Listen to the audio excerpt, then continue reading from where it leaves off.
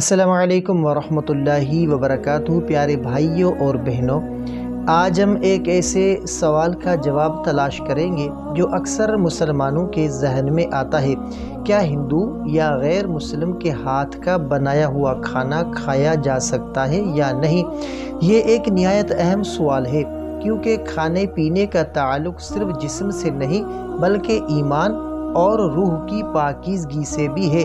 تو آئیں اس کو قرآن اور حدیث کی روشنی میں سمجھتے ہیں۔ تو غیر مسلم کا کھانا اور اسلام کی تعلیمات۔ اسلام نے ہمیں پاکیزہ اور حلال کھانے کی تعلیم دی ہے۔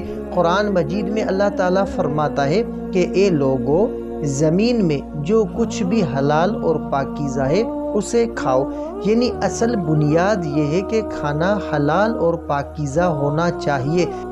اہل کتاب اور دوسرے غیر مسلموں میں فرق۔ تو اہل کتاب یعنی یہودی اور عیسائی کے بارے میں قرآن میں اجازت ہے کہ ان کا ذبیحہ کھایا جا سکتا ہے، بشرطے کہ وہ شرعی اصولوں کے مطابق ہو۔ لیکن ہندوؤں اور دوسرے مشرکین کے بارے میں قرآن نے سختی کی ہے، کیونکہ وہ اللہ کے ساتھ شرک کرتے ہیں اور ان کا ذبیحہ حرام ہے۔ تو لہٰذا اگر ہندو کے ہاتھ کا پکا ہوا سبزی یا دال وغیرہ ہو جس میں کوئی ناپاکی یا حرام چیز شامل نہ ہو تو اسے کھانے کی گنجائش ہے۔ لیکن اگر وہ کھانا ذبیحہ یا گوشت کا ہو تو اسے کھانا جائز نہیں، کیونکہ وہ شرعی وہ ذبیحہ نہیں ہوتا۔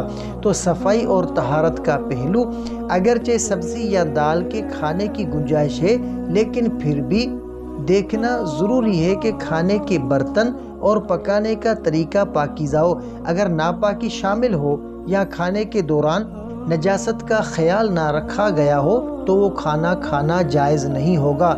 تو پیارے بھائیوں اور بہنوں، اسلام ہمیں پاکیزگی حلال کھانے کی تعلیم دیتا ہے۔ ہندو یا مشرک کے ہاتھ کا بنایا ہوا گوشت ہرگز نہیں کھایا جا سکتا۔ البتہ سبزی یا دال وغیرہ اگر پاکیزگی کے ساتھ تیار کی گئی ہو اور اس میں کوئی حرام چیز شامل نہ ہو تو اسے کھانے کی اجازت ہے۔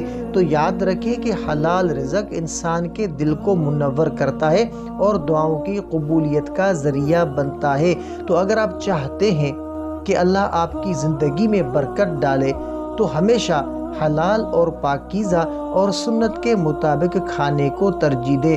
تو مزید اسلامی رہنمائی اور خوابوں کی تعبیرات کے لیے ہمارے چینل علامہ عابد علی اشرفی کو ضرور سبسکرائب کریں، ویڈیو کو لائک کریں اور شیئر کریں تاکہ یہ پیغام دوسروں تک بھی پہنچے۔ تو ملتے ہیں اگلی ویڈیو میں، تب تک کے لیے اپنا بہت سارا خیال رکھیں اور ہمیں اپنی دعاؤں میں یاد رکھیں۔ السلام علیکم ورحمۃ اللہ وبرکاتہ۔